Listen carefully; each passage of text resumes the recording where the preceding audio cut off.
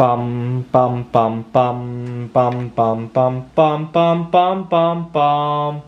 The Peter Dislike Show. Oh, you know what? I gotta get a bismuth mold of thumbs down to pour. Bum bum bum bum bum bum bum.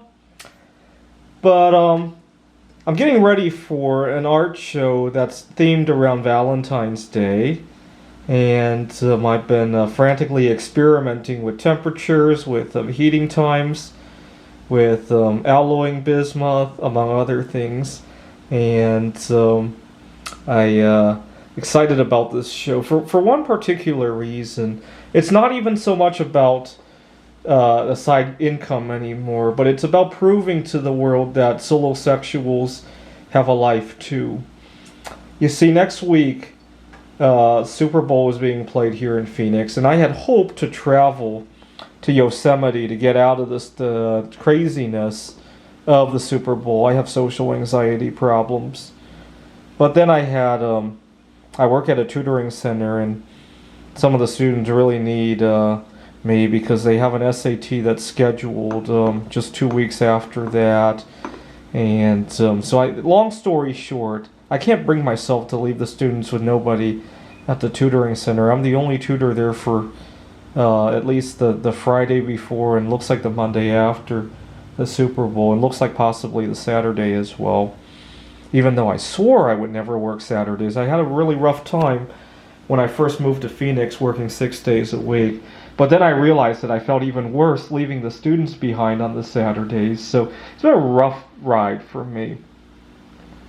But my inspiration for why I wanted to prove myself came last December when we commiserated that we hadn't traveled to the moon in 50 years.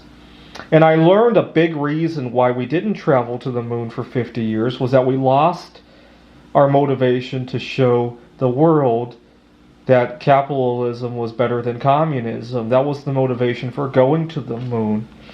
And then it hit me that I need to show the world, or at least my peers, that solosexuality is a way of life too. Maybe not necessarily better than the alternative, but it is a way of life.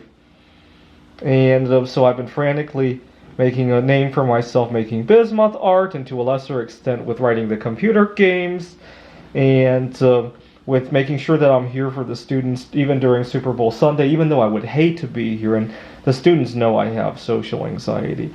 Now sometimes the students, even though they're young, they seem to have more wisdom than some of the elders at the tutoring center. So yesterday, our instructor, I was checking the weather forecast during the class yesterday because I wanted to know if I needed to go to Tucson to view the occultation of the moon. And then my boss overheard me talking about weather patterns tonight, and he thought I was wasting time with the student. The student really wanted to see the occultation as well, and was it wasn't taking up much time. I was like, oh great, it's clear again. Oh no, it's going to be partly cloudy again. Oh, clear again. Like just a couple moments in between the sessions at the tutoring center. And my boss came over to see what was going on, and my student was thanking me for showing her the occultation, and it really helped increase the engagement of the class. But all my boss hears is that I talked about the weather for 2 minutes. Instead of that, I got the student engaged in why she's even studying science to begin with. That's what happens with a lot of people who want to follow the books. And I run into that a lot, right? Like, for example, my boss thinks that going away to take your kid to see a Super Bowl is more important than social anxiety and mental health, because it follows the book, right? Anyway, I've been trying to, when I got upset today about thinking about having to stay behind to see the Super Bowl, I tried to remind myself that these kids I'm tutoring are my distant cousins, and they need to take an SAT and to be happy about their success. And I try to remind myself they are my distant cousins, right? And also the people who are cheering and celebrating during the Super Bowl and rowdy. Yeah, so my cousin has a good time, right? And I tried to think of it that way, and it didn't seem so bad anymore when I thought of it that way. Hopefully, it will reciprocate, and next time somebody will treat me like they're the distant cousin that I really am. Right? We're all one big family on this earth. Right?